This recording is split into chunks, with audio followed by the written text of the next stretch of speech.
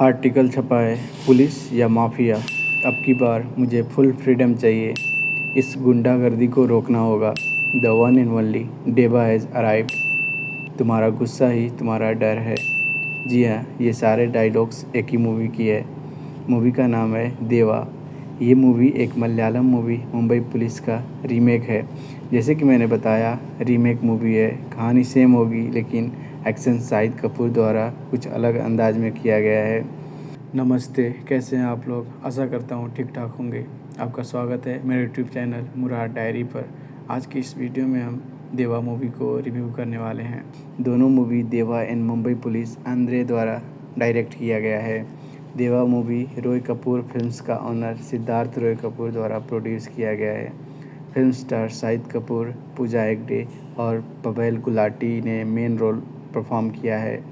Movie के starting के 5 minute के अंदर ही दिखाया गया है कि शाहिद कपूर यानी देव आमरे की एक एक्सीडेंट होता है।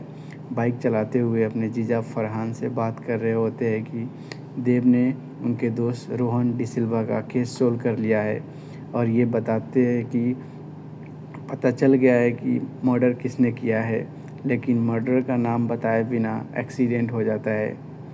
एक्सीडेंट के बाद देव अपना मेमोरी लस्ट कर देते हैं। उनको पहले का कुछ भी याद नहीं होता है, सिवाय जो भी चीज़ ट्रेनिंग किया था, जैसे कि fighting, gun shooting, driving, English speaking and reading. Hospital से डिस्चार्ज होने के बाद फरहान देवा को बताता है कि वो एक अग्रेसिव पुलिस ऑफिसर था। देवा, फरहान एंड रोहन दोस्त थे जो भाई से भी बढ़ के थे। देवा का फादर भी पुलिस में थे। उनका ड्यूटी के दौरान डेथ हो गया था। देव का अपने बाप से नफ़रत होता है। उसके सबसे क्लोज फरहान, अलका एंड रोहन थे। फरहान बताता है कि देव पहले किसी से नहीं डरता था। वो बड़े बड़े पॉलिटिशियन को भी इज्जत नहीं करता था। पुलिस एक गैंगस्टर एंड पॉलिटिशियन प्रभात जाधव को अरेस्ट करने के लिए जब भी रेड मारती थी, डिपार्टमेंट का कोई प्रभात यादव को इन्फॉर्मेशन दे देता था और वो वहाँ से निकल जाता था। पुलिस की कई कोशिश के बाद भी वो निकल जाता था और पुलिस खाली हाथ वापस आता था। एक्सीडेंट से पहले देव कौन था, क्या था, उसे कुछ पता नहीं होता है। जब गुंडे उस पर अटैक करते हैं तब जाके उसको अपने फाइटिंग स्किल का पता चलता है। देवा के वैसी कंडीशन होते हुए भी फरहान डिपार्टमेंट या किसी को भी नहीं बताता है कि देव का मेमोरी लॉस्ट है। फरहान, देवा एंड डॉक्टर, बस 3 आदमी को पता होता है। फरहान देवा को केस सोल्व करने को बोलता है और केस का file with a pen drive hand over कर देता है। देव को तो कुछ पता नहीं होता है, इसीलिए सोचता है कि वो अपनी पहले जो भी एविडेंस कलेक्ट किया था उसे चेक करेगा। एविडेंस चेक करने और केस फाइल पढ़ने के बाद देव को कुछ आइडिया मिलता है। देव केस को बहुत अच्छा से स्टडी एंड रिसर्च करके क्राइम सीन को फिर से बनाता है और कुछ क्लू निकाल लेता है। उसी दौरान देवा को पता चलता है कि प्रभात यादव पहले एक गैंगस्टर था और अभी पॉलिटिशियन है। उसके लिए अंडर कवर का काम करता था। वो सारी इन्फॉर्मेशन देव ही देता था, जिसके कारण यादव अभी तक पकड़ा नहीं गया। ये बात रोहन को पता चल जाता है। इस विश्वासघात के कारण रोहन को गुस्सा आता है।